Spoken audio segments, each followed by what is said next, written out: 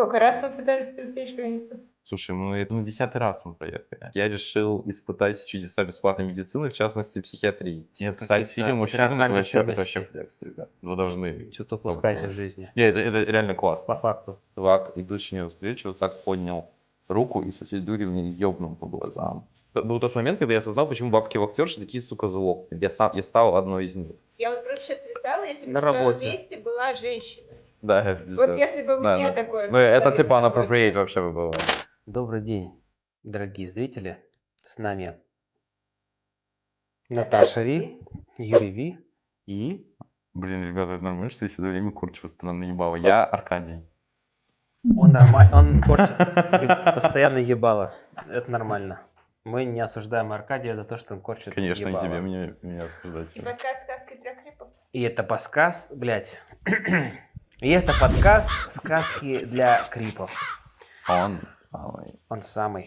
Сейчас мы с Наташей находимся в Нью-Йорке, штат Нью-Йорк, точнее Бруклине, если что пошло, для того, чтобы поговорить с нашим дружищей Аркадием Соскиным. Блядь, ты это сказал. Аркадий Соскин. Вот, соответственно, Аркаша, расскажи, пожалуйста, кто ты и что ты, да как ты. Блин, уже начал стесняться. Не стесняйся, не стесняйся. Я такая цалка. Не ломайся. Ладно. Блин, это слишком общий вопрос. Меня он всегда ставит в тупик, на самом деле. Когда мне говорят, расскажи про себя, я вот... Сколько тебе лет, если ты хочешь поделиться этой информацией с нашими дорогими подписчиками? 21 годик. 21 годик, Аркаша. Новоиспеченный Как? взрослый человек. Да, по меркам США. Выходит, что так, да. Я два раза получил совершеннолетие. Да. В А сколько раз России. лишился? Ладно. Блядь. Ну вот, скажи мне, какими ветрами тебя занесло в США? Не говори ничего подозрительного. Блядь, скажи просто, как ты здесь оказался. Я знаю, что у тебя на уме. Короче, блин, я оказался здесь вообще как беженец, получается. Ну, типа, если вот прям совсем в корень смотреть, то так. Какую границу пересекал? Слушай, все, да, максимально по канонам мексиканскую. То есть, да, получается, мы уехали с моим парнем в прям первый день войны. Но наш путь до Америки был длиной в несколько месяцев с продолжительной остановкой в Грузии. И потом еще мы провели какое-то время в Мексике. Типа в районе месяца, наверное. И какое-то время в тюрьме. Ну, Американской. совсем непродолжительные сутки буквально, так что я это не... Ну да, но это отдельная часть этого экспириенса всего миграционного. И Вот. в Мексике вы месяц провели, потому что вы пытались... пройти Да, в большая часть этого Америку. времени это были попытки проехать, пересечь границу, потому что тогда еще не было этой программы, как она там называется, CBP или что-то такое, по которой сейчас люди просто регистрируются в приложухе и ждут свою очередь, там обычно недели, 2 месяца, а там какой-то был трушный хардкор. Вот, с покупками каких-то машин, какими-то очень озлобленными офицерами на границе, потому что они явно, им очень тяжело справляться с миграционным потоком. Вот, это было, интересно, я бы сказал. Сколько раз вы пытались пересечь границу? Слушай, это прям на юбилей, или считать юбилей, мне кажется, на 10-й раз мы проехали. Прям такой это. Юбилей? Да, я думаю, юбилей это с 50 лет. Да ладно. Да Похуй, нет. похуй, короче, круглая дата. Даже 5 считать юбилеем.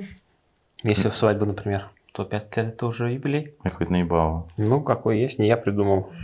Ладно. Юбилей. Вот. Короче, Хорошо. да, с 10-й попытки. С 10-й попытки Да. это было странно, Да. если упрощать. Что мы выяснили? Он, что успел сказать, как минимум, что он гей, потому что он с парнем. Да, я уже спалил контору. Он спалил контору, да. Ему 21 год, он беженец, и приехал ты из Москвы. Да, все так. Бежал из России. Ну, вот, соответственно, Моё досье. 3 главных вопроса, которые возникают у любого человека, меня. Чей Крым? Украины. Ты когда... Я ебанутый, Вот. Ты когда писаешь, ты сидишь или стоишь? Блин, хороший вопрос. Зависит от настроения и ситуации. Ну, чаще всего. Блин, Я думаю, 60/40. 60 стою, 40 сидя. И... Ну, просто в общественном толчке ты же не станешь Не, ссать дома, сидя. дома. Простите, дома. 50/50. 50 на 50. Я потому что понял, что я стал больше сидеть, чтобы не обгаживать ободок. Ссать сидя пиздец удобно. Почему это так до сих пор шеймится? Не знаю, потому что, видимо, эти Нет, ссать сидя мужчинам это патриархальные вообще ценности. флекс, ребят. Если Типа- вы не ссали, если вы мужчины, вы не пробовали ссать сидя, вы должны... Что-то упускаете в попробовать. жизни. Не, это реально По классно. факту. Это healthy, типа. Ну и- Расслабляешься. Да. Вот. Наташе не понять. Не по члена нет. Мы уже это Она и так обсуждали. привыкла я к стоя себе. не пробовала. Мы уже обсуждали с ней, что половина проблем Наташи, что у нее члена нет. Вот. И третий вопрос. Ты актив или пассив? Этот вопрос можете узнать только от моего психиатра. В Москве. Да, ну, собственно. Это подводка к следующему Да, уроку. расскажи, пожалуйста, крипскую историю, сказку для Ну да, крипов мы же про- здесь собрались, чтобы крепоту всякую Да, вываливать. расскажи, пожалуйста. Да. Так, а как бы... Хочется просто не упустить никаких деталей, но не хочется при этом переусердствовать с ними. Хочется как-то самый цимус такой Да, расскажи, выдать. как есть. Ну да, в любом случае, потом можно подрезать. Ебашь но- правду матку. Правда, матку, короче, да, сейчас ёбну. Типа, история состояла в том, что я последние годы своего проживания в России пребывал явно не в хорошем ментальном состоянии, даже, я бы сказал, очень далеком от какого-то здорового. И за не то чтобы...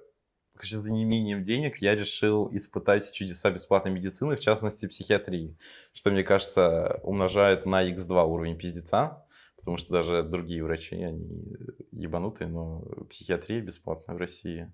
Блин, может, я проецирую, кстати, свой личный опыт, не знаю. Ну, в любом случае, я могу только своим личным опытом сейчас поделиться. Расскажите о своем опыте, Да, если да, у мы, вас собственно есть. говоря, здесь для этого. И, короче, вот, в какой-то раз я собрался. Более того, я, как ответственный студент, мне было так стыдно. Я проебал пары. И вместо того, чтобы пойти на пары, я поехал к психиатру, потому что была запись только на утро. И вот я приезжаю, это было на юго-западной в Москве, где-то в каких-то дворах, в ПНД. Там еще мне так нравится, сразу такой вайб, я бы сказал, и решетки на окнах. Ну, как само собой. Прям там такое, знаете, двухэтажное здание, на нем решетки. Это если на тебя надели смирительную рубашку, Да. ты пытался Ну, сбежать. типа, да. Наверное, я думаю, это то, что первое, что мне пришло в голову, когда я это увидел. Собственно говоря, да, я туда пришел, дождался своей очереди, ну, по записи. И, значит, зайдя в кабинет, я увидел молодого врача, женщину, очень, на самом деле, приятно выглядящую. Мне кажется, она была типа 35 лет, ну, что-то вот около этого. И медсестру, которая была старше, на самом деле, нее, и которая сидела чуть в стороне от врача и заполняла За одним бумаги. столом? Или на два стола? Там было два стола, она, И ну ты- это, мне кажется, не особо важная деталь. Ну, Короче, да да, почему? она просто все это время находилась рядом. Типа, Слушала все. и заполняла бумаги. То есть я думаю, она занималась какой-то тупой бюрократической работой, но очевидно... Ну, когда ты она- зашел, сразу отвлеклась. Kind of, да, типа, я думаю, да. Да. Вот. Короче, да, и мы, собственно говоря, запрос, и тут скрывать особо нечего, с чем я пришел, вот, довольно все тоже прозаично, классический набор симптомов, у меня была сильная очень тревожность и депрессия. Вот. И, собственно говоря, с этим я и пришел туда, в это замечательное заведение. Мы как бы сперва мне задали какие-то супер basic вопросы, а-ля там хочешь умереть или нет, вот это все. Ну, типа, ну, они это везде так задают по протоколу, понял, здесь понял. то же самое, в принципе. Вот, я там ответил на этот опросник, и потом мы вели какую-то беседу уже более детальную о моих симптомах, но на протяжении всего этого разговора я видел, как эта психиатрка, она смотрит на мои накрашенные ногти. У меня в тот момент были накрашенные ногти. И я прям видел, как у нее было написано на лице, что она что-то... Ей прям хочется что-то спизнуть. И я говорю, я сидел, думаю, блин, ну давай, ну, типа, да, оно... Я думаю, давай, ну сорвись. Я вижу, я читаю эту эмоцию в твоих глазах. И тут она все-таки, видимо, не выдержав, говорит, а вот скажите мне, пожалуйста, зачем вы красите ногти? Что я ответил, типа, ну, блядь, ну мне нравится. Я вообще делаю, что хочу. Я вообще делаю, что хочу импланты, блядь, звоню врачу. Да. Вот, и потом, после этого последовала череда остальных вопросов, которые... Следующее, что он спросил, это что думают про это мои родители, что было странно, потому что на тот момент я уже был совершеннолетним, насколько я помню. Потому что меня не спрашивали согласия моих родителей. Да, значит, я думаю, я был совершеннолетним, да. И это был очень странный вопрос, как бы как вообще мнение моих родителей может быть применимо к этому и вообще к ситуации, с которой я пришел туда. Ну ладно, хер бы с ним. И, короче, после этого она, видимо, решила раскусить мою гомосексуальность, это мое пидорство, и она... Что она спросила следующее у меня? И она как бы продолжила эту логическую цепочку тем, что спросила, а как у вас в личной жизни? И все она делала таким очень монотонным, спокойным голосом, изображая, ну, видимо, из себя профессионала, там, как ее, не знаю, научили где-то. Я говорю, ну, в смысле, ну, все ок. Она такая, типа, а у вас есть девушка или... И запнулась. Она не осмелилась произнести слово, потому что она не какая-то там гей-пропагандистка.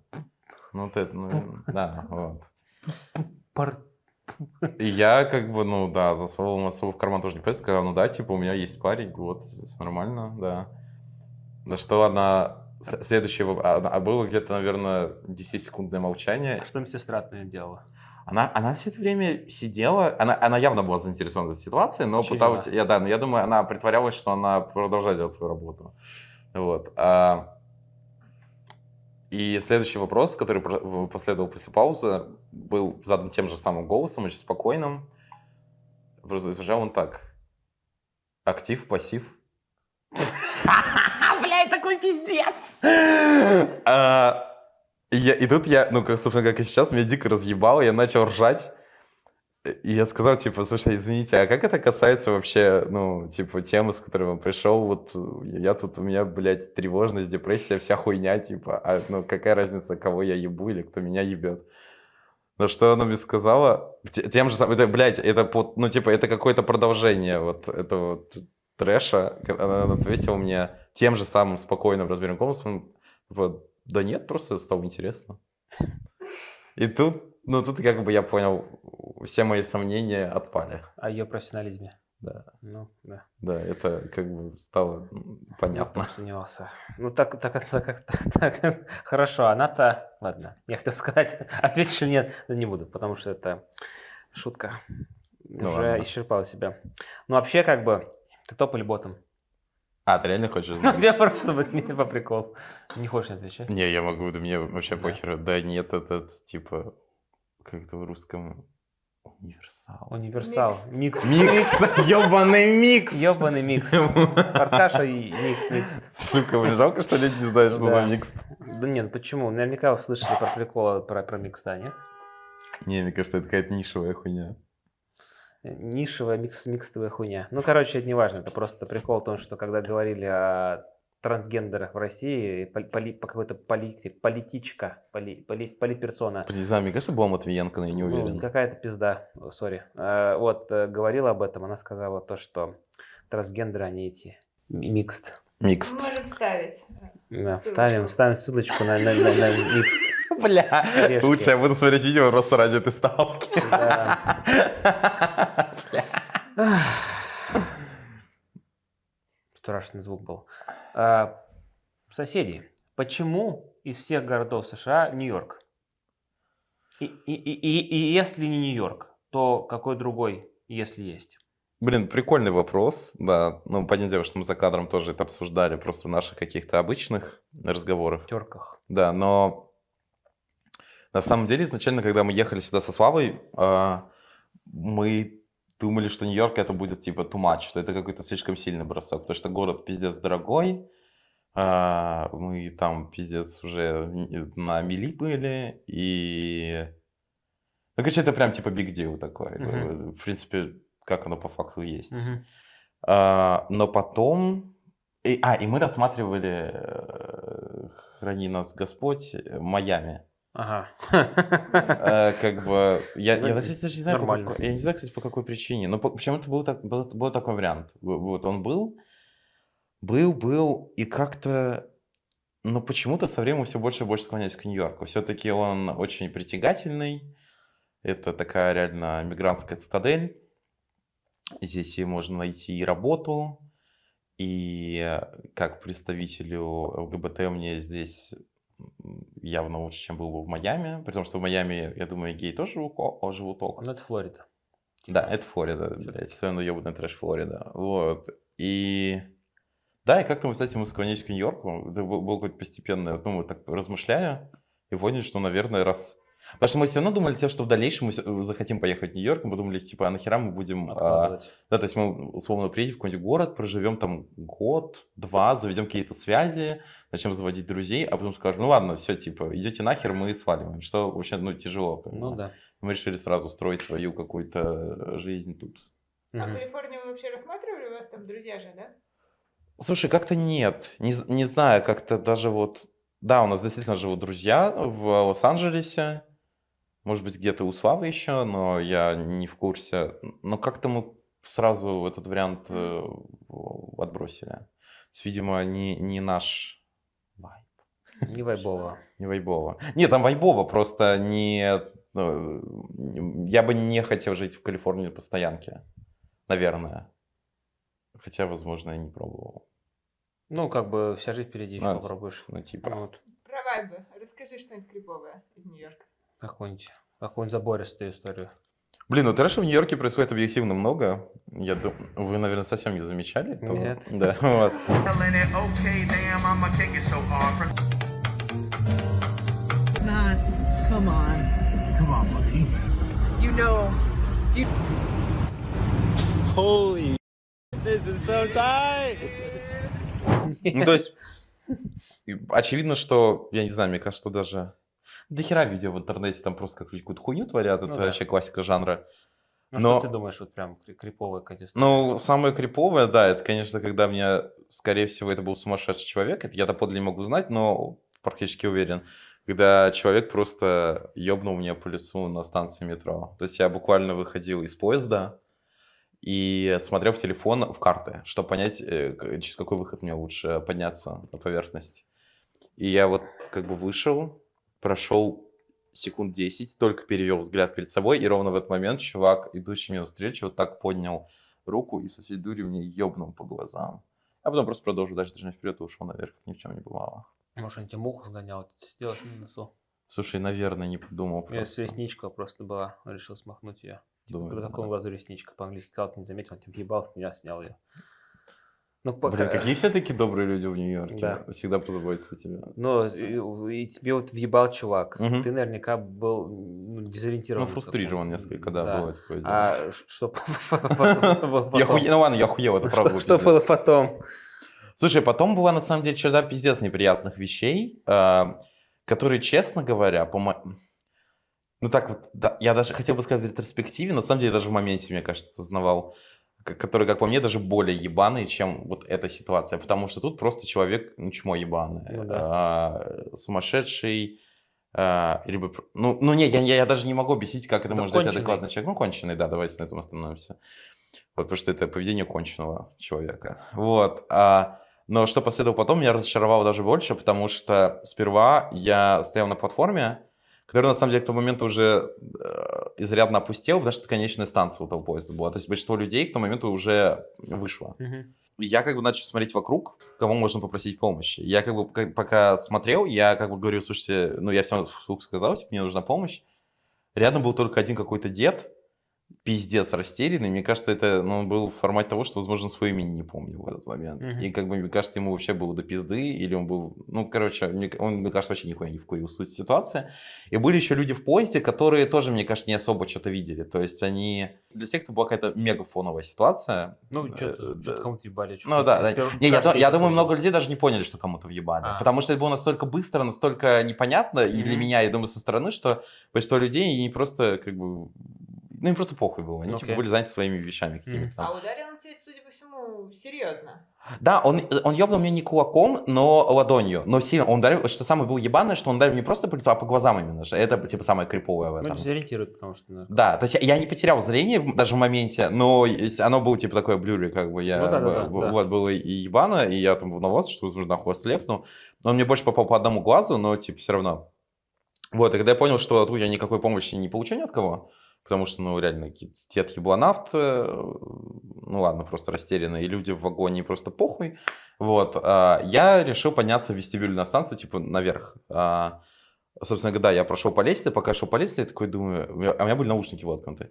Я такой думаю, бля, пиздец, надо хотя бы наушники в кейс убрать, а то сейчас, блядь, мало того, что нахуй зрение потеряю, еще, блядь, наушники проебу, блядь, будет вдвойне обидно. Поэтому я убрал наушники, засунул в карман, вот, поднялся, значит, наверх, в этот холл. Стою, смотрю, блядь, в Нью-Йорке дохуя полицейских в метро, Да. которые вообще ровно счетом не хотят делать нихуя. Даже в ситуации, когда реально нужно что-то делать, им просто похуй. Мгм. И как бы, ну тут объективно я понимаю, что они должны что-то сделать, потому что ситуация, ну, реально пиздец. Вот, и я начинаю смотреть, типа, где, собственно говоря, эти... Не могу, такой что-то хуесосить их, сори, у меня прям на языке крутится, я еле сдерживаюсь, потому что у меня просто реально не любовь к нью-йоркским полицейским, я считаю, что они хуево квалифицированы, и их нужно прям реально... Ну, короче, они хуевые, они плохо делают свою работу. Они наглые, и им просто Фараоны, поебать. сфинксы. Юра, нахуй, не надо о больном. Да, фараоны. Вот, Где короче, фараоны? окей, да, они самые. Вот, и, собственно говоря, я их нихуя не нашел. То есть Мгм. каждый раз, когда они нахуй не нужны, они стоят, блядь, в каждой подворотне, вот в каждом, блядь, углу станции. Мгм. По закону, блядь, нахуй подлости, в тот момент, когда они тебе пиздец как нужны, не было ни одного нахуй. Ну, по классике. Я стою, и не то чтобы я удивился от этого, но я расстроился. Я вообще расстроился, а тут Ну я да. такой, блядь, ну сука, ну серьезно? Дополнительно расстроился. Да, и я думаю, окей, ладно, ну я же не могу просто забросить свой план, потому что как бы ситуация-то все равно пиздец. Вот, и я вышел через турникеты. Уже думаю, ну ладно, раз вас тут нет, поищу где-то еще.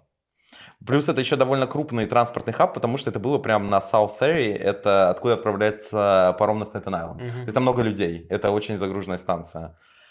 Я выхожу через турникеты, и там есть будка, где сидит человек, который, по факту, он типа просто подсказывает людям дорогу, потому что там даже билет уже не продают, билет все в автоматах. продаются. Информация. Да, ну типа такого. Эти сотрудники тоже всегда выглядят так, что они просто в рот ебали свою работу, они ненавидят весь мир, отъебись от них, что, наверное, так и есть, я думаю, они действительно себя так ощущают. Но мне как бы похуй, у меня типа есть цель, я к ней шел. Вот. Я подхожу к этой будке, к сидящему в ней человеку и говорю, слушайте, ситуация, ебать, вообще не флекс, мне по лицу сейчас только что какой-то незнакомый человек ебнул, можете мне помочь, пожалуйста? И ответ был, блядь, феноменальный. Он мне сказал, слушайте, ну там где-то полицейские должны быть. То есть он человек, у которого есть рация. Мгм. Человек, который работник метро, который должен помочь в случае чего-то, типа, такого экстренного, потому что это экстренная ситуация. Просто сказал мне, ну, если как бы вот смотреть... Соси, губой тряси, он тебе Ну, сказал. типа, да. Это была вот, ну, реально суть того, Да. что он мне сказал. Я охуел. Блин, ну, это реально, это кринж ебаный, блядь. Мне прям въебать ему захотелось. Ну, видите, как быстро. всё это- Как жертва поменялась с насильниками. Да, стали. Ну, такая. не, ну, это просто мерзость. Правила Это пяти рукопожатий. это мало того, что это вообще безумная некомпетентность, это просто пиздец не по-человечески. справедливо, Это, да. это прям уебство. Ну да, мне похуй. Да, но я как бы, типа, что, у меня выбора особо не было, я думаю, ладно, я посмотрю, куда он, блядь, своей рукой ебаный ткнул, как бы, Мгм. что там происходит. Я посмотрел туда, нихуя никого не увидел. Я думаю, блядь, ну ладно, я прошелся, типа, немного так, и потом я увидел, что там все-таки стоят полицейские, и они стоят все-таки за турникетами, Мгм. через который только что вышел. Там просто был изогнутый зал, вот такой, типа полукругом. И поэтому даже с того места, где я был, когда я еще не пересек турникеты на выход, я не мог их видеть. То есть они стояли вот на некотором расстоянии и под углом. Короче, я смотрю, думаю, ну, заебись. Хоть какие-то подвижки есть в моем начинании по поиску полицейских. Я подхожу к турникетам. А они стояли после этих турникетов где-то в метрах 2 у стены. И я подхожу и говорю, слушайте, а можете, пожалуйста, подойти ко мне, мне нужна помощь, типа. И они мне говорят, типа, так ты свайпни карту и подойди к нам. Я смотрю на них просто в полном ахуе. Ну, как бы, да, знаешь, типа- монетка в копилочку того, что я считаю, что нью-йоркские полицейские в основной своей массе некомпетентные, ленивые мрази. Ну, типа, заплати $3, чтобы с нами поговорить. Да. Ну, Понятно. то есть, как бы, я... Ну, это прям Ну, я мерзость. понимаю, ну хорошо. Типа, опять, после того, как буквально минуту назад я пытался попросить помощи у сотрудника метро. Да. Я говорю, мне реально нужна помощь. Типа, можете, пожалуйста, подойти? Они, конечно, не хотели идти. Ну, Пока я нахуй не разрыдался там, Мгм. что я сделал, потому что я думаю, ну а хули, типа. Они не подошли. И потом подошли, я начал с ними пиздеть. Ну, они мне там, как бы я сказал, да, вот такая вот ситуация, как бы, да, вот был какой-то вообще ноунейм, который просто шел мне навстречу, я только поднял глаза от телефона, и мне съездил по ебальнику. И один полицейский был ок, а другой просто начал на меня давить, начал мне говорить, типа, он спрашивает меня, он был, типа, во что он был, типа, одет? Я говорю, ну, мне кажется, у него была, типа, клетчатая рубашка. Он говорит, тебе кажется или ты знаешь? Я говорю, как я, блядь, могу знать? Я нахуй только поднял глаза, и мне ударили по глазам, блядь. То есть он реально начал просто меня У тебя что, прессинговать. сонарного видения нет? Да, что? Сонарное Да, видение. да, блядь, это же у каждого нью-йоркца такое есть. Ну да. Вот, и, ну, как был какой-то total cringe. Да. А в результате один, который нормально спросил, нужно ли мне вызвать скорую, я сказал, типа, хули нет, ну давайте, как бы, наверное, американец с обычной страховкой бы отказался, потому что мы потом могли бы выставить счет, блядь, конский. Вот, но в моем случае это было маловероятно, потому что у меня страховка обычно все покрывает. И я сказал, да, давайте. Типа, вот они составили протокол, пока мы ждали скорую, они составили протокол на всю эту, на этого чела, блядь, Да. на всю эту ситуацию.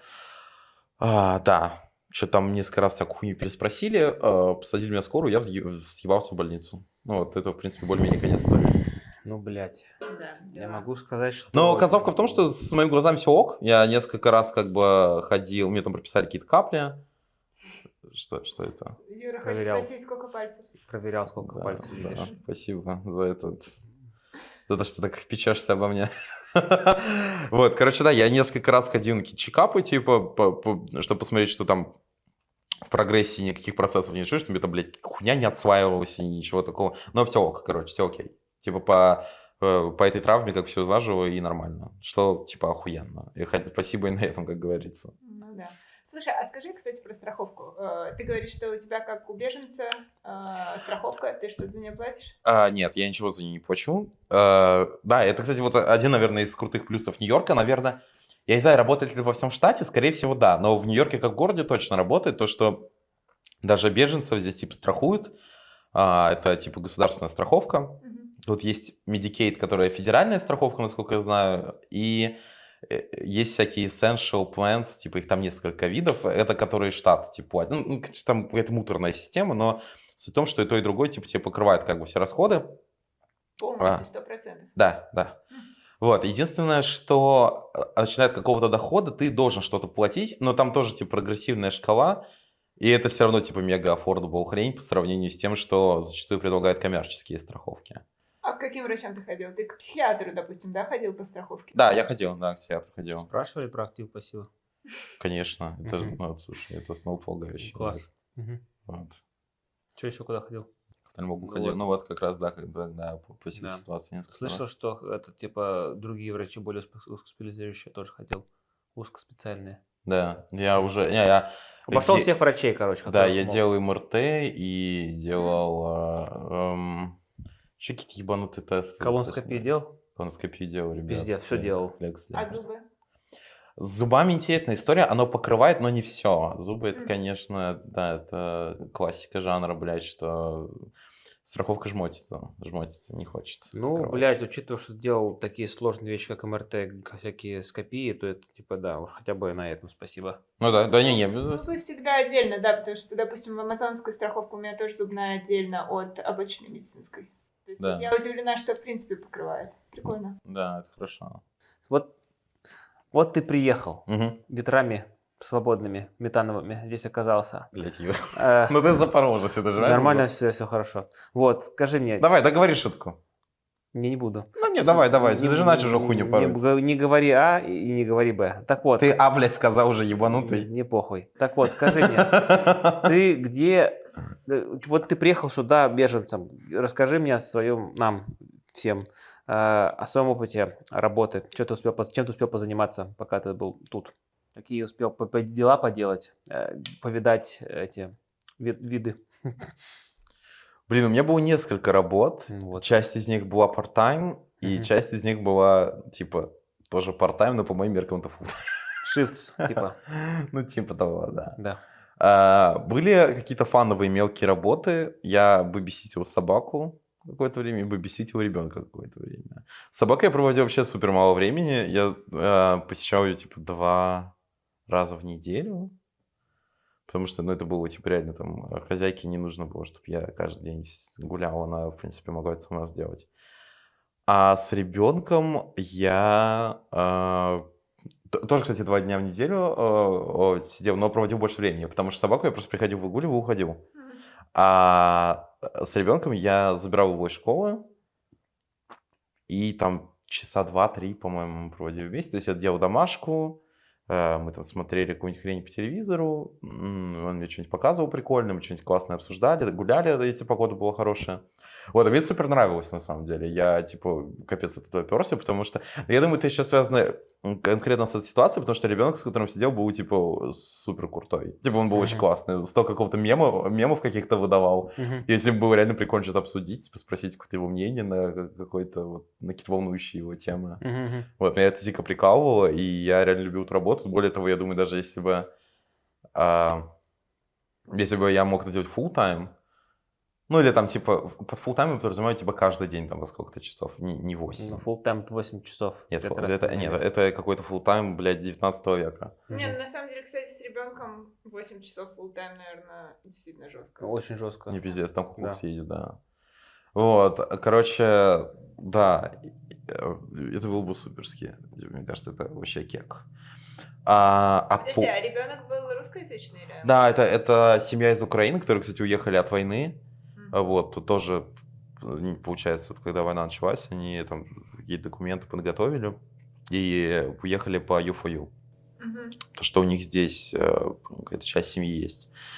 А если не секрет, сколько платят в час за собаку и за ребенка? Слушай, за собаку мне платили в час, мне кажется, 15... Нет, подожди, больше платили. Что-то 25, наверное. $25? Вау.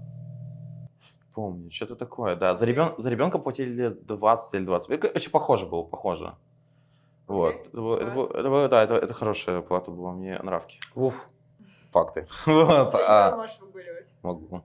Я и так с удовольствием Выгуливал меня 3 дня уже, ну. Да. А потом у меня была, наверное, самая упоротая работа в моей жизни, потому что у меня как бы не было много рабочего экспириенса, но я считаю, что это объективно пиздец упоротая работа, и я думаю, ребята со мной согласятся. Я нажимал кнопки в лифте. То бишь был лифтером. Нет, блядь, я даже не хочу говорить лифтер, потому что это пиздец громко сказать. Я реально нажимал ебаные кнопки в лифте. Юр. А зачем? Спросят люди. Спросят люди. Где, в каких И условиях? им нажимал? должен на это ответить департамент по строительству Нью-Йорка, потому что это хуй знает зачем. Ну, то есть настройки это было? Да, это было настройки, да, нужно пояснить, это было настройки, то есть это даже не был какой-то лахари-отель. То есть это не было, знаете, каким-то феодальным понтом, типа крепостным, а это был вот какой-то строительный флекс, какая-то другая плоскость ебанутости. И это было очень странно. Это было пиздец странно, ребят. Ну, то есть ты сидел в лифте. Я сидел в грузовом лифте, достаточно большом, Да. потому что это стройка. Это был небоскреб этажей 25, наверное. Ага. И там шла реновация внутри. Мгм. И там было много пассажирских лифтов, но часто в таких высоких зданиях, насколько я понимаю, закладывают сразу грузовые лифты крупные просто для какого-то крупного стафа и для вот таких а-ля строек. То есть там лифт был реально большой. И вот я сидел в этом ебучем лифте на стуле. Работал по 4 часа в день. И причем начинал работать пиздец рано. Я иногда начинал чуть раньше, чуть позже, ну, типа, в зависимости от того, какую половину смены я брал. Но первую половину смены, которой, если я работал, то начинал я свой день в 7 даже, по-моему, да, по-моему, ровно в 7. Соответственно, вставал я в 5. В 5 утра я вставал, в 6 я выходил, в 7 я был там. Мгм. Вот. Это было фан, хуйня. Это был, ну, как я уже сказал, это было странно. Это был фан, потому что это просто ебаный абсурд. И при этом я работал мало и зарабатывал неплохо. Мгм. Вот. Но была и обратная сторона, которая заключалась в том, что мои так называемые коллеги, строители, все время творили какую-то ебанутую хуйню. Может, поэтому и нужен был лифтер, что они ебанутую хуйню творили?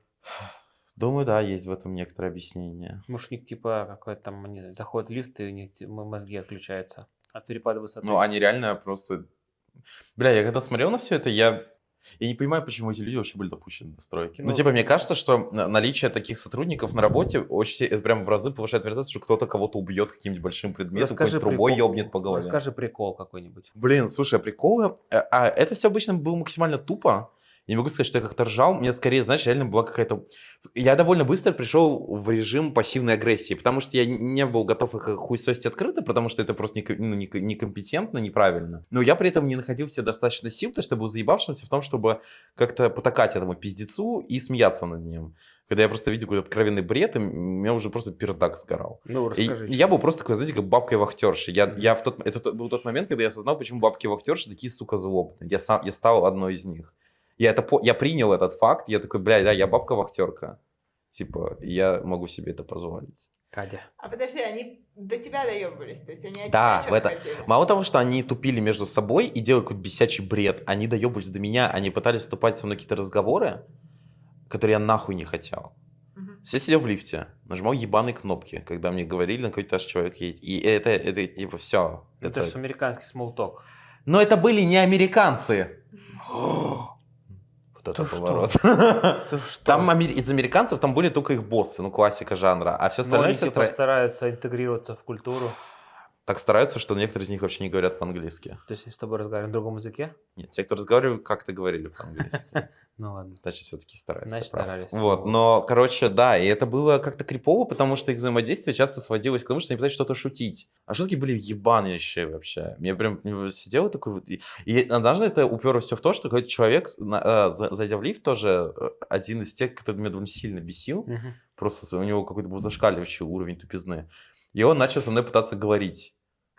Какую-то хуйню мне нес, короче. И я это слушал, но потом он, блядь, сам напоролся нахуй на эту мину. Он мне сказал, типа, чё у тебя, чё ты такой, типа, а-ля Грампи, чё у тебя такой, типа, хуёвый аттитюд? Тут я поднял на него глаза, потому что в это время я что-то там сидел в телефоне, правильно, что-то ему просто поддакивал, да, и типа, охуенно, да, отлично, блядь, вообще заебись, разнос. Тут я поднял глаза с телефона, посмотрел на него и сказал ему, вот смотри, когда ты заходишь в лифт сюда, я хочу услышать от тебя только номер этажа и больше ничего больше. Пиздец. Сурово. Суровая это. Он меня выбесил. Бабка-вахтерша. При этом я его не А то- отхуесосил, а то но я ему тебе- сказал правду. Он меня реально выбесил нахуй. А то по глазам ебу. И что, как он отреагировал? Но он сконфьюзился. Ну, потому что это типа, ну, невежливо считается, наверное. Вот. Но он меня просто заебал. Не, ну Окей. это неплохое выставление границ. У меня Да. недавно, кстати, тоже было такое окончание разговора, только там еще было более неловко, потому что там это не был мой сотрудник, это было на какой-то хоум-пати, где после которой, когда уже все расходились, к нам со собой привязался чувак, который пытался нам что-то активно объяснять, как нам надо жить, какие-то советы давал, которые мы вообще не спрашивали. В какой-то момент я просто не вытерпел и сказал, а я прям чувствую, что я сейчас, блядь, нахуй взорвусь. Я просто смотрел на него и думаю, как ты меня нахуй заебал. В какой-то момент я просто не выдержал и говорю ему, блин, знаешь, я не буду врать, но я устал от этого разговора, я хочу прямо сейчас закончить. И он услышал это, и вы охуеете, но он такой, да-да-да, я понял, и продолжил говорить. И тогда мне пришлось его снова приводить, сказал, не-не-не, мне кажется, ты не понял, я прям реально устал от этого разговора, я хочу его закончить. Вот прям сейчас мы можем замолчать и разойтись. Ну хорошо. И тогда этот разговор Хорошо. закончился. На этом эпизод сразу... Ладно. Мастер конфьюза. Блять, ну я не знаю, ну почему, ну... Не, ну вообще это нормальное На требование. нормально. Ну, я устал. Причем-то я совершенно спокойно сказал. Просто типа, я реально заебался. Да. Но возвращаясь к стройке, да, и это было очень странно все. Но, наверное, и смешного, из чего я реально кекнул, типа, в хорошем смысле, когда я просто такой, типа, ну, смехуёчек словил. Это был момент, когда я приезжаю на этаж. А я приезжал на этаж, короче, по вызову по рации. То есть у меня было 2 рации, люди на этажах, работники, у них тоже были рации. Собственно говоря, когда им что-то нужно было, они вызывали лифт. Я приезжаю на вызов такой. Значит, открывается дверь, заходит чувак, строитель. Значит, мы едем какое-то время, и он как-то так, что-то как-то, ну, странно я себя с ним вообще, как некомфортно. И, хотя ничего не говорит. Вот, и в какой-то момент он такой выдает, типа... Хуй сосешь? Типа того, да, типа того. Он такой говорит, типа, а я тебя, типа, мне кажется, я тебя видел на Грайндере. Я такой говорю, ну, возможно. Типа, думаю, ну, окей, видел, хорошо. Он такой, какой-то, а ты, слушай, не хочешь там поехать на 15-й этаж, там, знаешь, типа... Сука. И я такой говорю, нет, знаешь, нет, не хочу. Ну ладно. Типа, и он такой, окей, ладно. Значит, Господи, это такой кринж. Я вот просто сейчас представила, если бы На на твоем работе. месте была женщина. да, это пиздец. Вот если бы Да, мне да. такое Ну, это сказали типа на работе, inappropriate вообще бы было. Это Современно. просто сразу же заява HR Да. и желательно в полицию. Да, хотя, кстати, ну, надо дать должное женщинам за то, как они охуенно борются за свои права, потому что еще, типа, 10, тем более 20 лет назад это происходило, типа, блядь, сплошь и рядом. Мгм. Женщин реально нахарастили, блядь, только так на рабочем месте. Так что это флекс. Ну, да. Так в итоге Да, он короче, сам поехал на 15 этаж. Не-не, сам себя слушай, нет, мы дрочил. ехали на какой-то другой этаж. Можно драчить в другом каком-то месте, но плот-твист был в том, что когда я его довез на этаж, и он уже собирался съебывать, он вышел уже из кабины лифта. Ну, флексанул хуем. Это было бы смешно, я бы посмеялся. К сожалению, нет. К сожалению, нет. Он вернулся, как бы одной ногой здесь, другой там. Вот, а он говорит, ну ты уверен? Я говорю, да, я говорю, да, я уверен. Я уверен, не, Ну. спасибо, не хочу на 15 этаж. Сука. Потому что ты был бы некомпетентен с моей стороны. Кто подберет людей на лифте? Справедливо. А Пока- мне звонили очень часто, между прочим, типа, каждую там минуту где-то. Ну, пиздец. Ну, ты профессиональный вахтер, бабка-вахтер Я профессиональный. люблю сосать. Буду брать. Скажи мне, кто-нибудь пердел в лифте при тебе? Так что, была ли конфликтная ситуация с этим связана? Пердел ли ты в лифте? Я в лифте очень много пердел. Вот, а другой Но я кто-то? проветривал. Окей. Типа, Как ты я проветривал? ну, просто дверь. причем Держал дверь? Ну, они были всегда открыты, потому что он был перейден в такой режим, в Мгм. режим управления изнутри кабины. То есть Мгм. они по дефолту были открыты на этаже. Мгм. Вот, как бы, но я имел уважение к людям, я не пердел им под нос, и более того, я обычно выходил на какой-то просто неиспользуемый этаж, пердел там. А, 15-й, наверное. Ему прям туда, в его закрома тайные. Сука, дупло это. Дупло ему. Так, это хорошо, а кто-нибудь другой? И типа какие-нибудь такие ситуации, типа, не я, Слушай, Аркадий, ты сделал. Очень много рыгали эти строители. Ну, рыгали это Не как бы рыгали, даже просто это до же- усрачки это- много. Это нормально. Но у меня нет, я, по крайней мере, так навскидку мне приходит в голову, но вот, жалко, здесь нет Славы, но у него была история, которая, мне кажется, закроет всю твою потребность в Да? запросе. В какой-то момент он, Слава, как- это партнер. да, это мой парень, в какой-то момент, когда стройка дошла до определенного момента в этом здании, когда там начались какие-то отделочные работы, то есть они сняли все говно старое, которое там было, и начали уже непосредственно часть, где они новое завозили, и устанавливали там всякое оборудование, какие-то перекрытия, они начали показывать объект потенциальным покупателям. Типа, ну, я уверен на 95%, что это были покупатели, потому что это тоже какие-то белые чуваки, такие старперы зачастую. Ну, короче, тот, кто стереотипично выглядит так, как человек, который имеет бабки. Короче, я их тоже возил, этих людей, и они приходили группами, а человек по 10. Мгм. Но у меня ничего с ними особо кринжового не было. Ну, я возил, как бы, но в какой-то момент мой парень, который работал там же, мы с ним, собственно говоря, сплитили эту работу, типа, по-моему, смену 8-часовую на, типа, 4-4. Он возил таких же чуваков. Среди них были вот деды всякие. И они вышли на одном этаже. Я сейчас могу что-то напутать, но это понимает суть истории. Они вышли на одном этаже, потом на другом, и потом, короче, зашли вот как раз работники, там, а-ля какие-то начальники вот этой стройки, и эти чуваки, которые пришли смотреть объект. И Слава говорит, что там просто жестко начал вонять говном. Короче, один из этих дедов обосрался, пока там был. И они... Чисто мой муд, блядь. Типа, и, Он короче... думал, что он пукнет, а в итоге... Подливнул немножко. С подливой. Я тогда, не ну, могу его осуждать, ребят. Бывало, у каждого, наверное, только бывало. в Прикинь, мне жизни. говорили друзья, мне некоторые из моих друзей говорят, что у них такого не бывало, и я не верю. Пиздят Я они, не верю. потому Ну это что пиздец. Это Если всё вы как- говорите, что вы не пердели с подливой, вы Все пердели с наглые подливой, ребят. лжецы. Либо это какое-то Мы чудо, всё нахуй, про вас на Гудзоне, блядь. Мы все про вас знаем. Ну, короче, да, и, по-моему, смешной момент был в том, что, типа, чуваки, которые показывали это все, они пытались сделать вид, что все окей, то есть никто ебалом даже не задрогал, хотя воняло столько, что воняло пиздец сильно. И они стали говорить, типа, пойдемте выйдем еще на этом этаже, посмотрим. Типа, На 15-м. да, типа. А там строитель со Ой, блядь, я строителем. забыл подвис про 15 этаж, Да, сейчас давай расскажу попозже расскажи. про это. Да, не, сейчас до истории Давай, закончу. давай. Но этот дед, который обосрался, Да. Слава его вычислил, потому что другие люди выходили. Он такой начал говорить, не-не-не, поехали на первый этаж. Там, типа, он спросил, где туалет? Мы на первом говорим, поехали на первый этаж. Ну, то есть, типа, ну, надо бы уже путь сидеть, короче, подмыть. Вот, короче, про 15 этаж. Вот твист в том, что... Деда отвезли, и все, конец истории. Просто обосрался дед. Ну да, что Ну он и еще да, должен был ничего, сделать? пошел нахуй. Думаешь, ничего. должен был полиции штанин? Не знаю, полицию вызвать, я не знаю. Бля, это было жестко. Короче, ситуация с 15 этажом, Да. маленькое дополнение к этой Да. истории заключалась в том, что этот же чувак то же самое примерно говорил моему парню. И про тот же 15 этаж. И они поехали? Нет. Ну, правильно. Нахуй его. Ну, потому что мы на работе были. Мы, Вот типа, мы же- солидные люди, ну, не типа, да. нарушают. Я эти знаю, правила. моя работа была пиздец важна. Как бы люди справились с вождением лифта без меня? Вот. А из криповых ситуаций было то, что одному человеку придавило контейнером ногу, а там контейнер очень тяжелый, в который мусор вывозили. И за ним приезжала скорая, знаете, вот с этим со специальными носилками на колесах, где тебя фиксируют, чтобы у тебя там еще какой-нибудь пиздец не произошел. Вот, его так на эту хуйню погрузили. Я как раз в этот момент управлял лифтом, то есть я сопровождал их, пока эти чуваки поднимались наверх, и пока они отвозили его вниз. Блин, это стрёмно. это Это крипово. единственная была такая производственная травма? Ну, тех, которые я видел, по крайней мере, да. Ну, я уверен, больше, что там что-то еще происходило, просто, ну, тут непосредственно я как бы в этом был задействован. Капец. А еще и смешно, в какой-то момент чуваки нашли в большом таком строительном ведре пластиковом гнездо каких-то птиц. О, да, про это Там сидели рассказывал. птенцы. Да. И что с ними сделать? Они их переложили куда-то, ну, тоже место. Духовку. Ну, а что пропадать добру? Ну да. Микроволновку. Нежнятинка, такую. нежное мяско. Нежное мясо птенцов. Так, ну вот. Бройлерные голуби. Бройлерные голуби. Аркаша, расскажи, чем тебе нравится США, в частности Нью-Йорк, по сравнению с Москвой?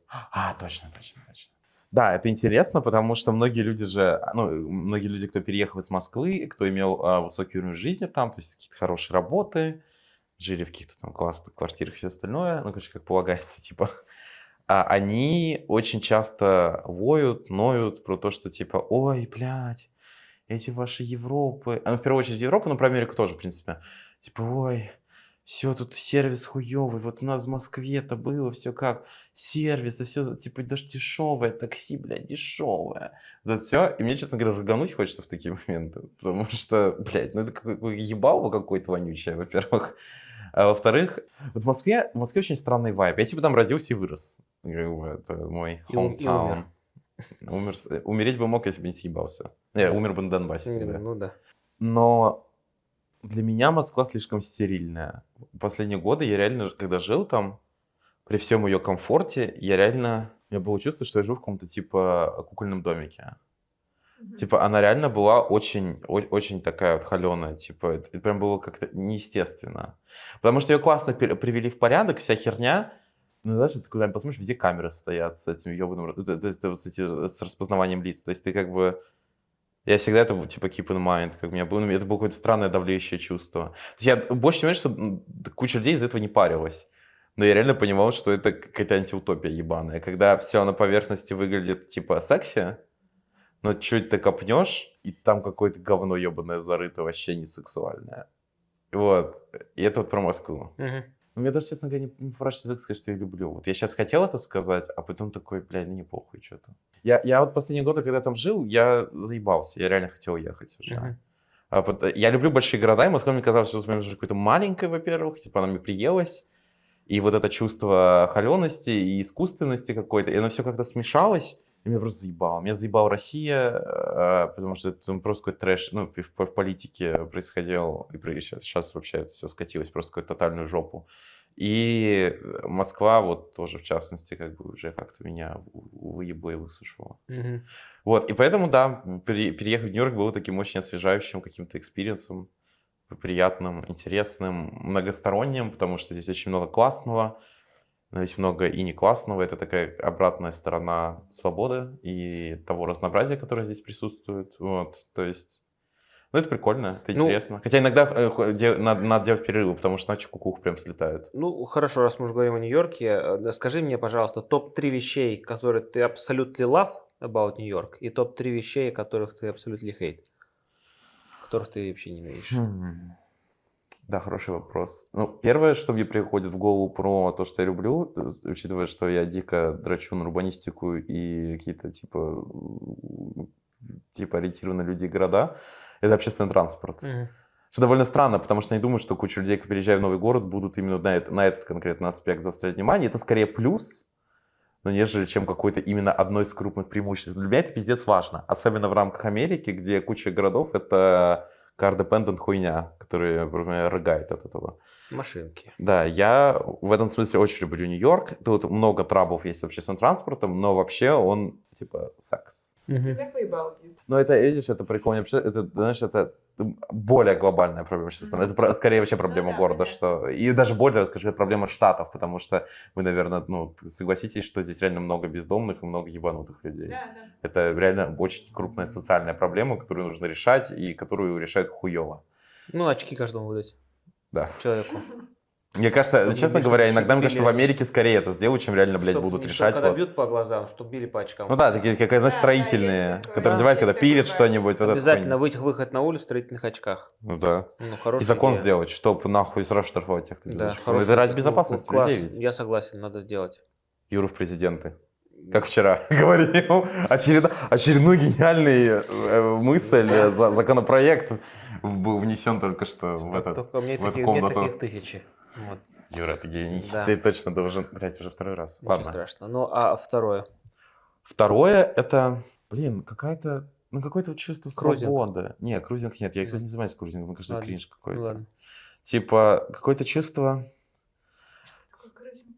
Крузинг — это когда ты ищешь в публичном месте секса. Типа, это, знаешь, это был очень хайповал у геев до появления всяких онлайн-платформ, и когда, типа, вообще гей-комьюнити было более репрессированным. То есть, знаешь, там никаких были сигналы, вот это вот невербальное общение, когда там, блядь, взглядами как-то пересекаешься, а потом вы уже там дрочите, сосете друг другу хуи в толчке. Окей. Такое, кстати, до сих пор делают, что как бы странно, но это какой-то Что странно, sort of это какой-то фетиш, фетиш, типа, да? Ну да. Прикольно. Да. Но не крузинг, к сожалению. Да, не крузинг. Причем крузинг в других городах есть, хотя в Нью-Йорке, понятное дело, просто чисто из-за... Большего количества Вот, геев. Да. Вот, да, это, когда я говорю про На свободу... грешную душу населения, прости. Да, когда я говорю про свободу, наверное, это такой, типа, какой-то термин-зонтик, он объединяет под собой, знаешь, и опять же, тоже общественный транспорт, что ты независим, то есть мне не нужно водить машины, чтобы перемещаться вот по городу, куда бы я не хотел добраться. Мгм. Это очень какое-то приятное чувство, на самом деле, когда тебя не применяют такой хуйней. Вот, то есть там 2,75 на проезд я найду. Вот. А второе — это какое-то само чувство безграничности города, то есть он настолько разнообразный, и прям в рамках него ты реально можешь быть совершенно, побывать в разных совершенно местах в течение даже одного дня, если тебе этого всрется, в каких-то суперлюдных или там супертуристических, и типа, блядь, Таймс-сквер какой-нибудь, упаси Господь. И в то же самое время ты можешь, не знаю, сесть на какой-нибудь паром или на метро и доехать в какой-нибудь, типа... Роковой бич? Роковой или Red Hook, где там будет, блядь, 1,5 калеки. Ну, окей, зависит от сезона, но тем не менее, да, всегда можно найти какой-то мега пустой спот.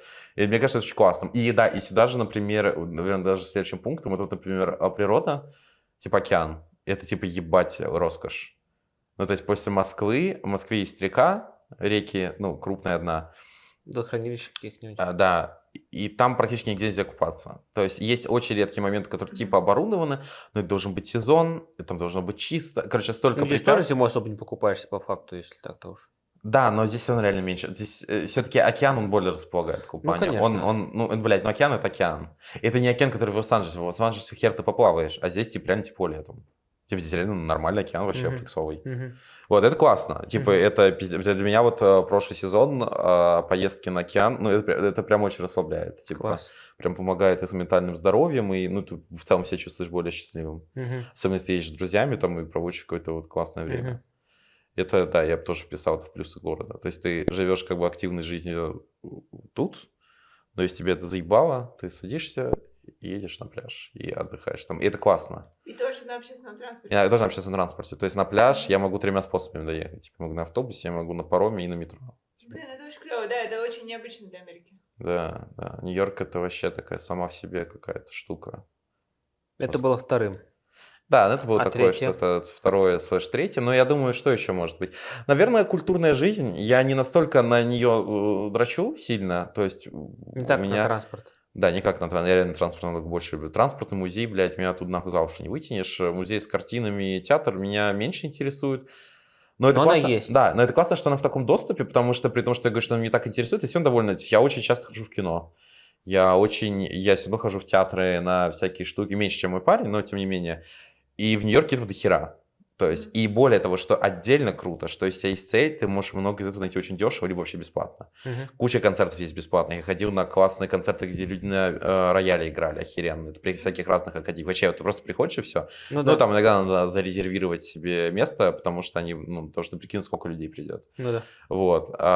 Места, где есть всякие лотереи с театрами, где ты можешь купить там билет за $40, типа за 30, как бы на классные всякие бродвейные шоу.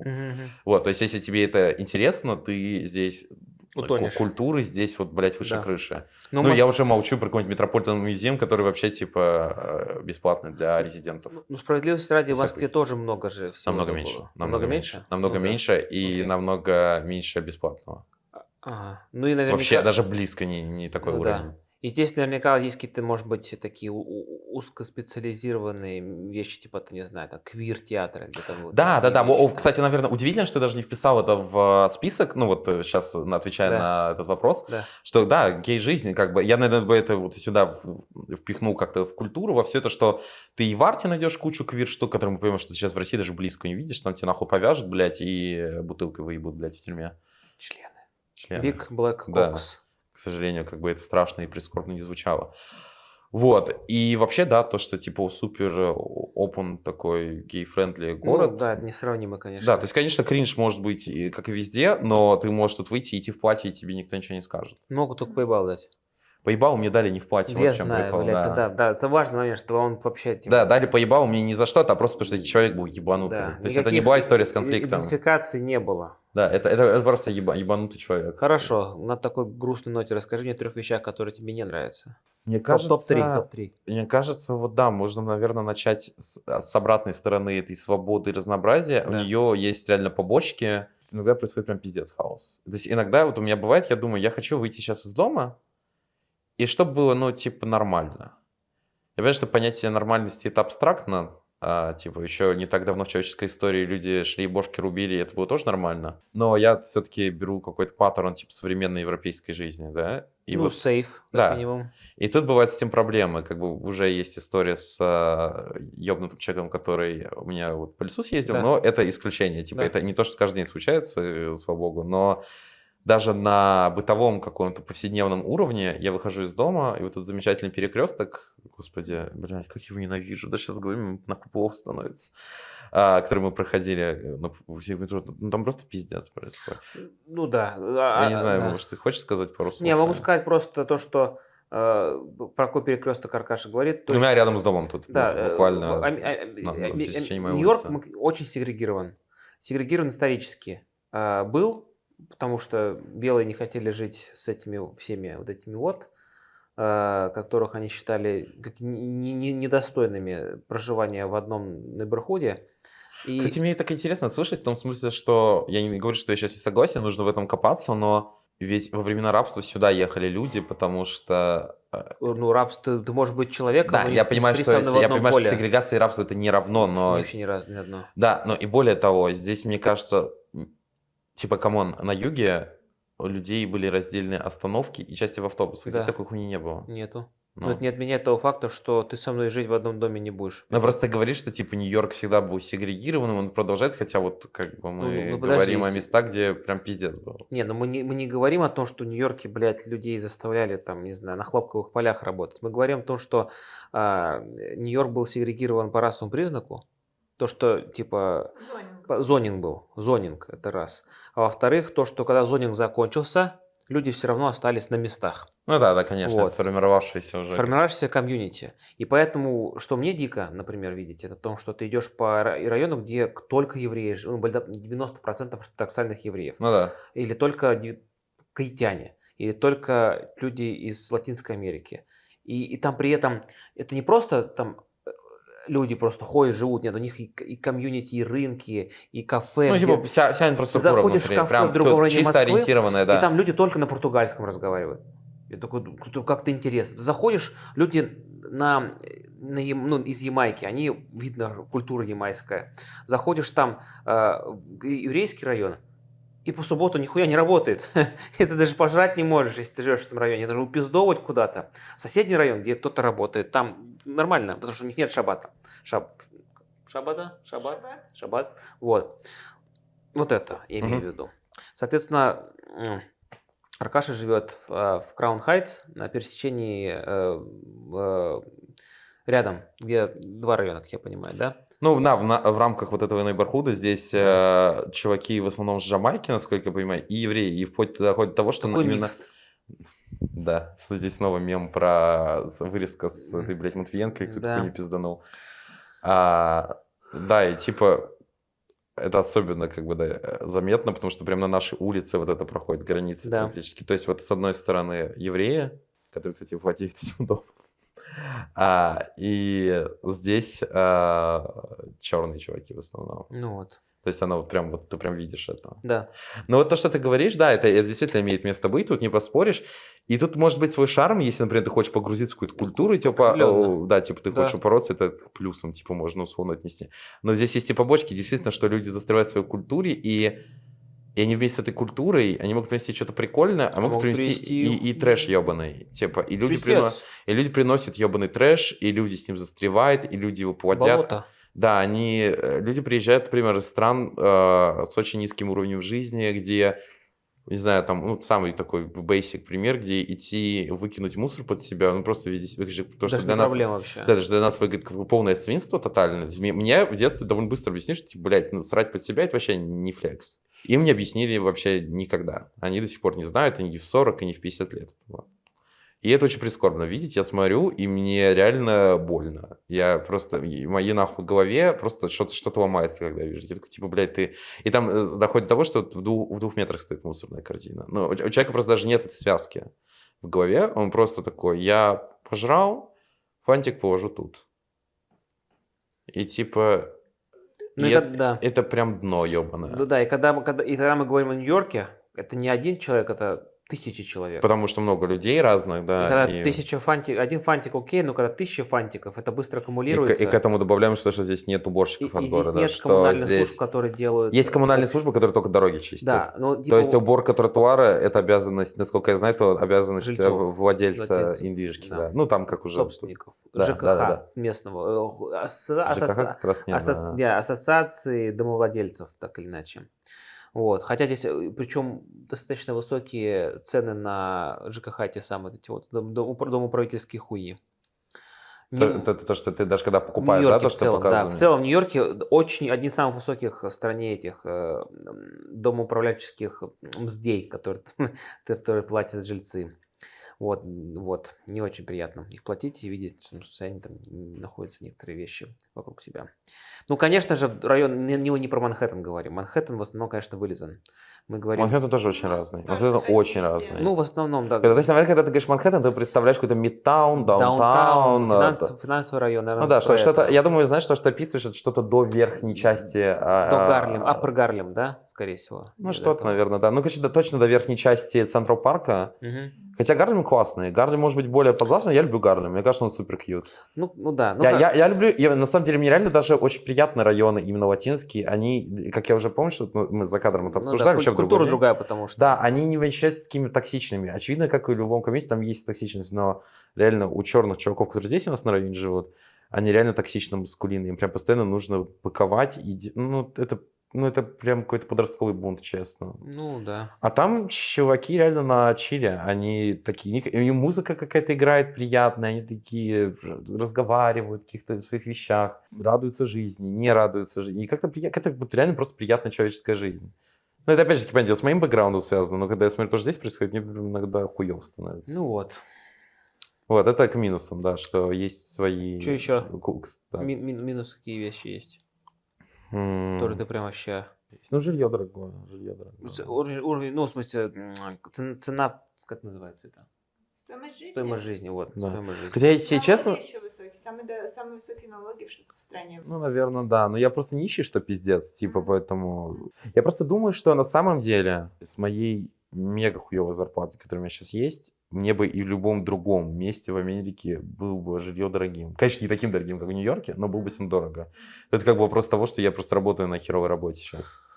Вот, но, конечно, все равно, да, если сравнивать с другими местами, жилье здесь дороже намного, чем вот, как бы, там, Да, где сопоставима такая же высокая зарплата, но жилье есть дешевле. ну да.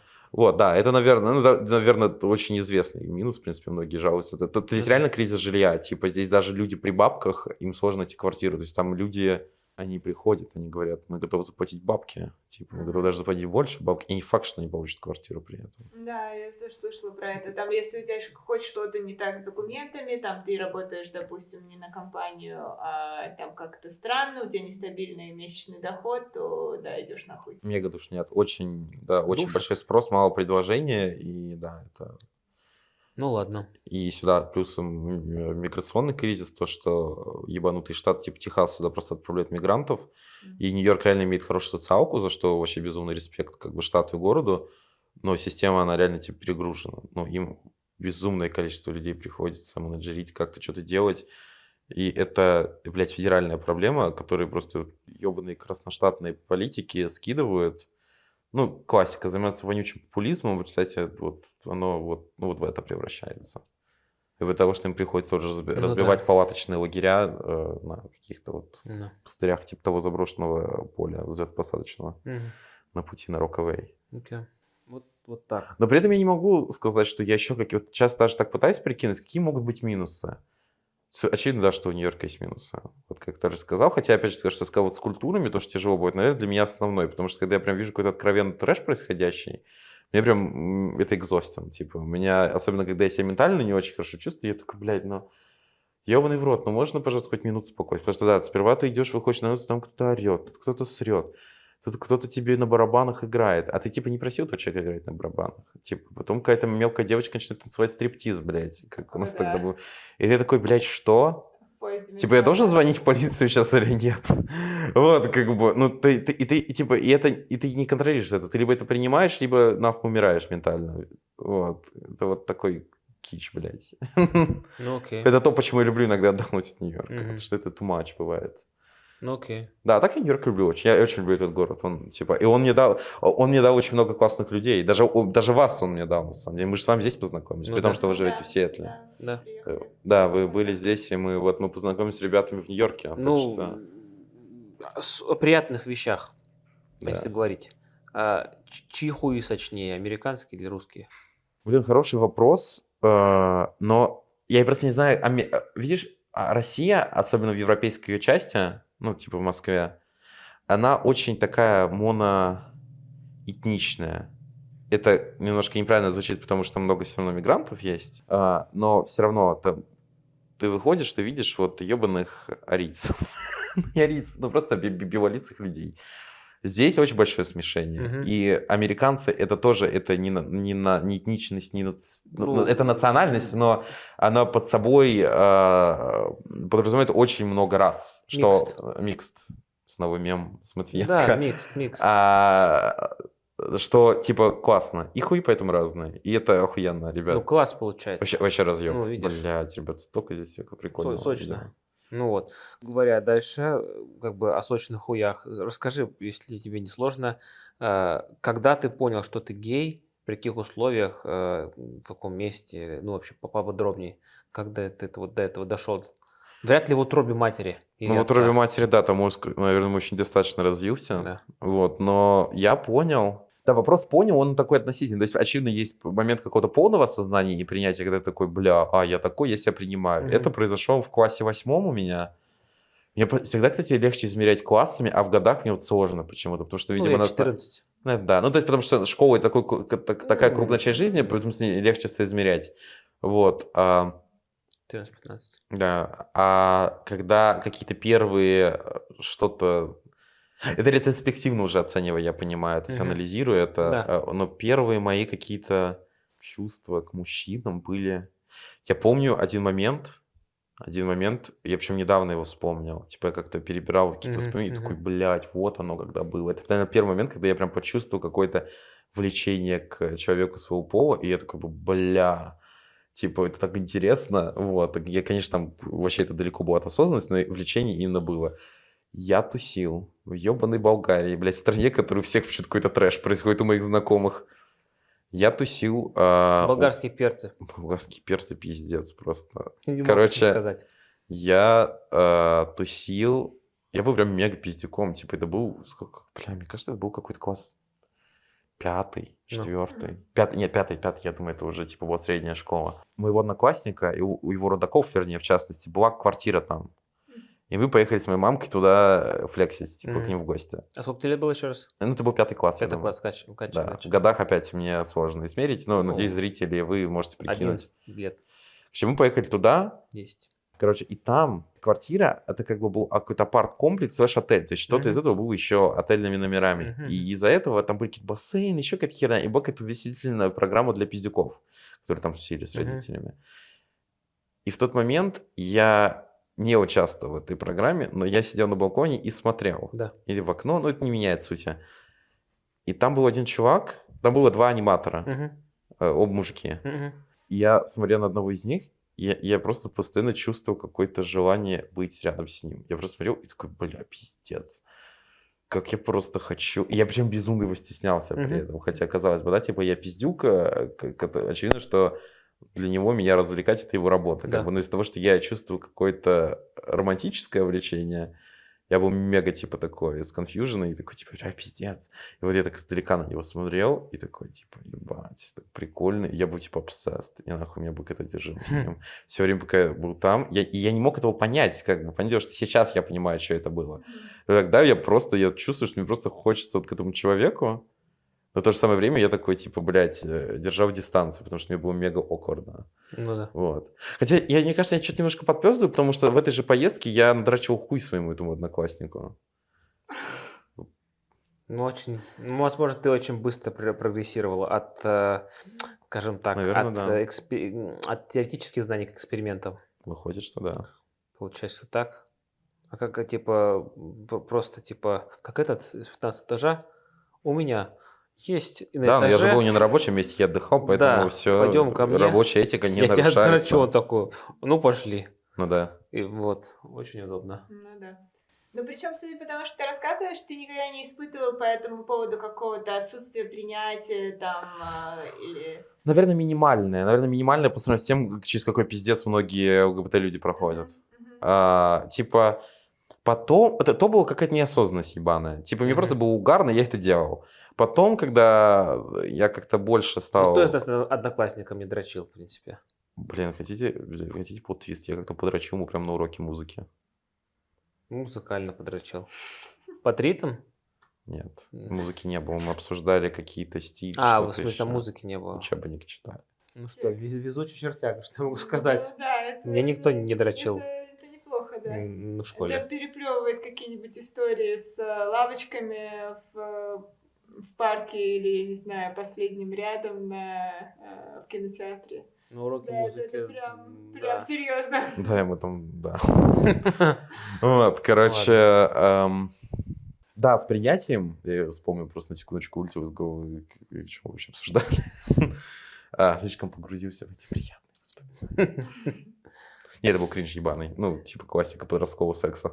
Вот, короче, но потом, когда как часто с нами бывает, мы растем, и мы больше как-то анализируем, что вокруг нас происходит, как-то пытаемся понять, типа, чем мы и как мы в этом обществе, пытаемся понять, какие нормы, типа, более уже осознанные. Я начал чувствовать, что, типа, бля, это как-то...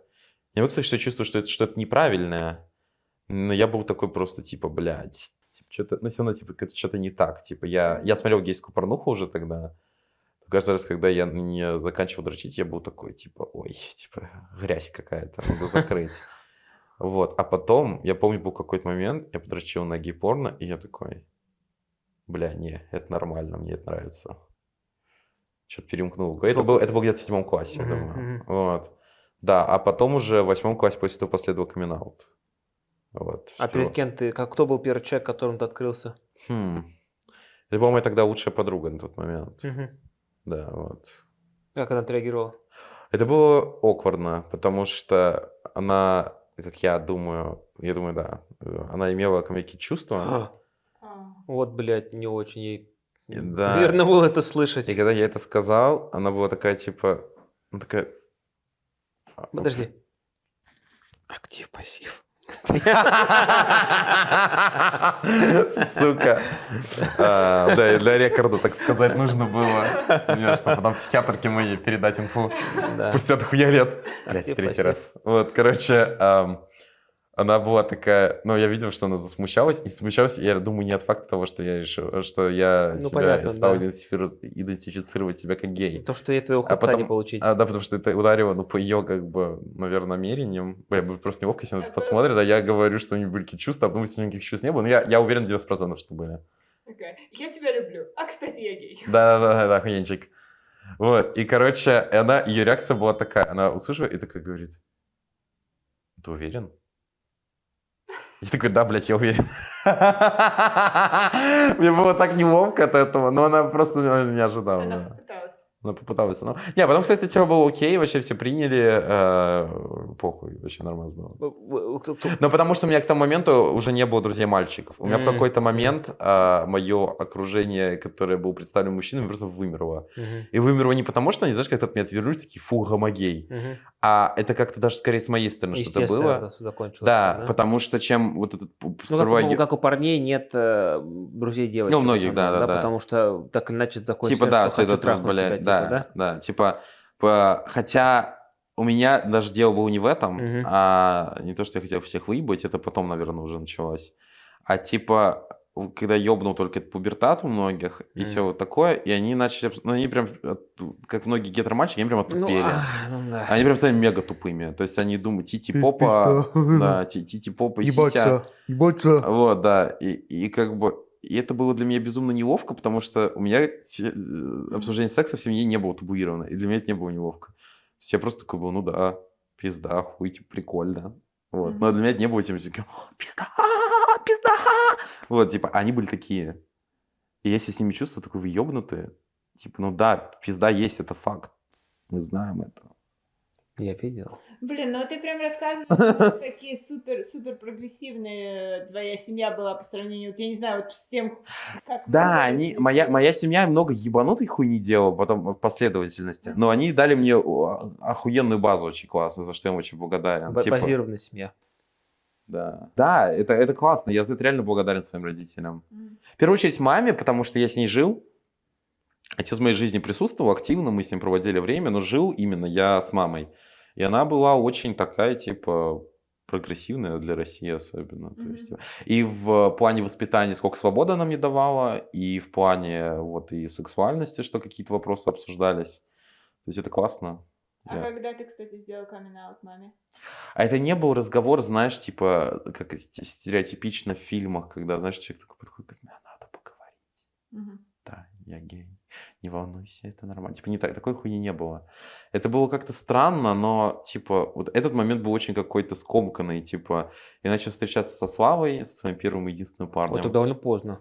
Да, ну, как поздно. Слава, он в 41. Не, в смысле, довольно поздно для материного камин-аута. Ну, то есть, да, ты уже долгое время понимал, что ты гей, прежде чем ты сказал матери. Да, у меня просто как потребности в этом не было. Ну, типа То есть у меня не было, я такой, типа, я был свободен, я обсуждал со своими друзьями, со своей мамой даже, ну, камин-аут на себя, я бы все равно не обсуждал, что, типа, ой, смотри, какой мальчик, хочу выебать его. Типа, я поэтому был такой, ну, окей, это not so necessary, типа, сейчас, типа, похуй. Понял. Короче, да, ну, я уже сказал. Понял. Вот.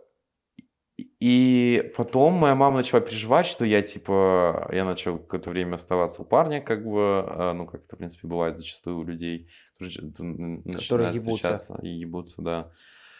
И она начала париться, то есть она там начала думать, что все, меня как-то совратили, куда-то там ушел. А суть была в другом. Типа, нет, у меня просто были классные отношения, и я просто больше уже не мог жить с родителями, потому что... Доебали. Вот. И более того, я так прямо и сказал, когда мама меня начинала эти вещи загонять, я говорю, мама, стой, я тебе скажу честно, вот посмотри на меня. Я себя чувствую сейчас так хорошо, как не чувствую в последние много лет. Меня заебись, не парься. Типа, ну, она, видимо, не верила. И не хотела, не знаю, что там, типа, у меня происходило. Вот. Да, и потом она, видимо, в запаре за всего происходящего, из-за того, что все это какое-то новое, какая-то, блядь, эмансипация, и все это какая-то недоговоренность. Ну, это все сложно, понятное дело. И для нее в первую степень, для нее было менее сложно, потому что я такой, блядь, взрослая жизнь. Вот. она, видимо, да, находясь в этом стрессе, начала это обсуждать с моими родственниками. И я сперва думаю, что только с моей... Ну, удивление, это такое, мне кажется, редко бывает, но она продолжала общаться со своей свекровью, то есть бабушкой по отцовской линии моей. То есть она с ней периодически созванивается. Потому что часто, когда люди расходятся, их родаки, они Ну такие, да. типа, пока. Да. Или хуесосят друг друга. Это не тот случай. Она с ней общалась. Вот. И она ей это сказала. Я сперва только сказал это ей, но, по-видимому, она обсуждала еще с кем-то. Но прикол только в том, что эта свекровь, ее, как слышишь, моя бабушка, она очень любительница попиздеть о таком и со всеми остальными людьми, поэтому она явно очень быстро это разнесла, скорее всего. Ну, гомогей. Да, типа того. И это, да, это как-то все обсуждалось за спиной. Никто со мной не имел смелости поговорить в лицо. Мгм. И это было каким-то уже терминальным, каким-то решающим фактором. Я сказал, бля, вы меня заебали, честно. Ну, какие-то хуесосы. Типа, я очень благодарен, то, что мне дали, как бы, родители. Ну, нахуй идите, короче. Ну, да, и не хуесос в смысле, что я все, типа, идите все нахер. Просто мне нужна какая-то пауза. Я такой, бля, я больше не могу это говно жрать. Ну, типа, ну, как-то, блядь, зашквар, нахуй. Типа, меня все заебало, у меня уже отлетела кукуха, потом еще, блядь, потом еще война, блядь, пожалуйста, коня, все. То есть прикол в том, что я даже не попрощался с родителями, я не встретился с родителями перед отъездом из России. М. То есть сейчас я, наверное, несколько об этом жалею, не в смысле, что я убиваюсь, я думаю, что это было бы правильно, но я даже не предложил. Я при этом встретил свою лучшую подругу, потому что для меня она действительно важна. Ну, ты так чувствуешь. Да, я так чувствую, я не виню себя за это, как бы, вот, да, я уже даже забыл, с чего я начал рассказывать, про камин-аут это было, да. Мгм. Поэтому, да, и в какой-то момент я нашел себе смелость сказать, мы созвонились с мамой вообще по какому-то рабочему вопросу, что-то такие, счетам по коммуналке надо было с ней поговорить. И я ей просто сказал, что она меня там спросила про жизнь, что-то такое. Я уже вообще не жил дома к тому моменту, ну, с ней в смысле. Жил со Славой. И она когда меня спросила, да, я говорю, знаешь, блин, на самом деле я на тебя разозлился, вот то, что ты обсуждала как за спиной мою гомосексуальность, что не было никакого типа разговора, при этом ты просто начала это вот так обсуждать, аутить меня перед другими людьми, это типа некрасиво, я на тебя злюсь из-за этого. Ну, типа, мне кажется, это не классно было. Мгм. То есть не был разговор, да, я Сергею прихожу, говорю, мам, я гей, а где я просто сказал, что потому что она уже знала, что я гей, она это обсудила, я сказал, блин, мам, слушай, это как ты по-ебаному себя повела. А что? Она помолчала, и потом такая говорит, ну, надеюсь, ты смог это пережить. Не, ну это хорошая реакция. Как бы это хорошая претензия и хорошая реакция. Ну, было бы классно, если бы она извинилась, конечно, но да. Ну, в смысле, что это, наверное, частично. Да, это не ужасная реакция, согласен, да. Я такой кекнул скорее, такой, ну окей, да. Ладно. Вот, как так. Слушай, а напоследок я тебя хотела спросить то, что я хотела спросить еще в начале. Вы же уехали из России сначала в Грузию. Да, мы 2 месяца там жили.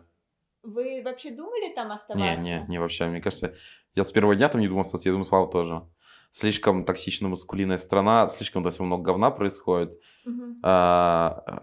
Сейчас уже, ну мы тогда этого не знали, но сейчас особенно обидно за Грузию, когда ты видишь, ну, что там реально Да. очень пытается правительство действующее затянуть это все в авторитаризм назад. Ну, удачи им в их войной. Я очень надеюсь, очень хочу, чтобы общество победило, потому что, ну, блин, это всегда классно видеть, как страна может реально встать на какой-то путь цивилизации и демократии, а когда что-то куда-то откатывается, это прям прискорбно. Просто Россия уже настолько в жопу скатилась, что тут у меня даже нет уже сил страдать, а Грузия это прям, ну, типа, прям свежак такой, типа, Мгм. вот сейчас происходит буквально. Ну, к слову о откату и к всяким дикостям. Когда кто тебя первый раз пидором назвал? Вообще в жизни. Да. Именно не просто так, вот именно, да ты чё, пидорас, блядь, я сейчас тебя въебу, типа, так, как ты себя ведешь там, а именно вот зная, что ты гей, да, и отреагировали, да ты пидор. Где это было и когда, если ты помнишь? Так, что ты запомнил, само собой. Не, я не помню такого. Не помнишь. А было? Знаешь, у меня были другие странные ситуации, Мгм. когда я помню, как-то я шел ночью у себя на районе, Да. ну, в Москве, в смысле. Был совершенно обычный одет, как я одет. Типа у меня была какая-то вельветовая прикольная куртка, что-то еще там какие-то... Ну, это не столь важно. Просто... Ну, какой-то аутфит, дрип. Да, для меня это Обычный дефолтно, но для кого-то, наверное, супер секс. Вот. Окей. Короче, и это была ночь. Людей на улице никого. А сколько тебе лет было? Это было, знаешь, сколько? Я уже со Славой тогда Ну, встречался, нет, то есть ну, это было недавно. Недавно, да. Да, и я, короче, иду, а сзади идут 2 парня. И все, и никого больше на этой улице.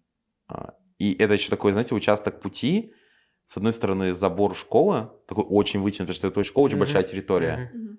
А с другой стороны, тоже не дома, ни хера, а пруд. Мгм. Типа. И, то есть это по факту коридор. Вот. Ну да.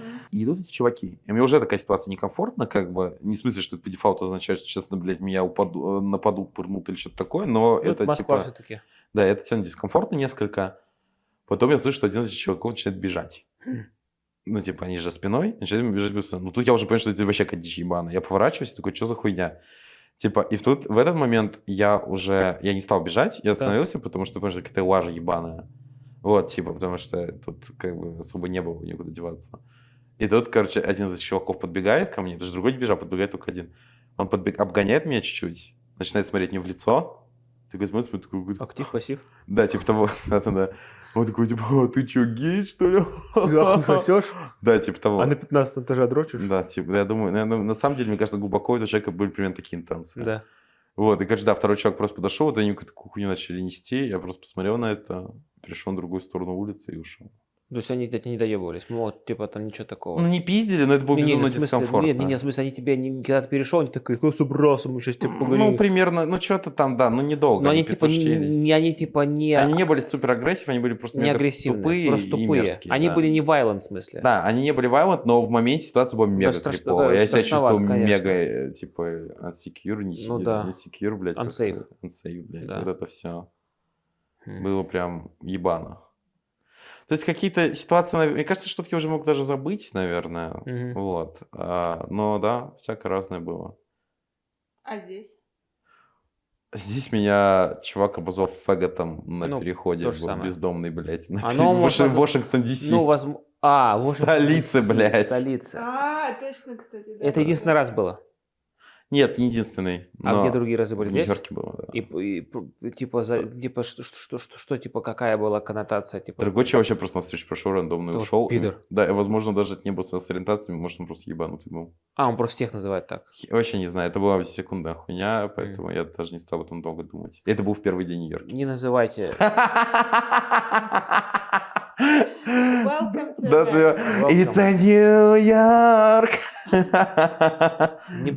Не будьте злыми, не называйте, пожалуйста, никого вот, плохими Ну, словами. пидоры, вот это зашкварно немного. Зашквар. Причем я не обижаюсь на это слово, когда человек он говорит и сам так пытается меня обидеть, да, я просто смотрю на него Не и называйте геев пидорами, думаю, пожалуйста. да, то есть ты просто мимо. слышишь, блядь, ну ебать, ну это Ну, просто это тупо. не круто, Да, короче. это типа не секси. Не секс. Не секси. Нет. Ну, что? На этом мы закончим. На это, наверное, стоит закончить. Если у вас есть какие-то вопросы к Аркаше, оставляйте их в комментариях. Если у вас есть вопросы к нам, Не спрашивайте, актив или пассив я. не спрашивайте, Ответ есть в пожалуйста. этом видео. Да. Ну, Если вы его пропустили, вы ебанутый, вы должны промотать куда-то назад и найти. ну, или... Извините, что я такой со Да своих ладно, ничего зрителей. страшного. Я думаю, это вырежет. Нет, После этого нет, скорее всего. Обычно Нет, после не такого не вырежет. вырезают. такие неважно. В общем, можете спрашивать, актив он или Кстати, ты хуй сосем моих зрителей. Помнишь, что Я ты... поставлю тайм-код на этот вопрос. Блядь, Да. да. Ну, вообще, по факту, Вот, типа, блядь, человек знает, как YouTube вести. Да, вообще, по факту, если хотите знать, актив он или пассив, пишите ему в личку или в Grindr. В Grindr он надо... расскажет. Ну да. Да. Ну, мне в общем, Instagram можно дописать. Инстаграм пишите. Мы наставим ссылочку на его Инстаграм. И спасибо за просмотр. Удачных вам спариваний и всего наилучшего. До встречи в новых видео. Покедова. Пока.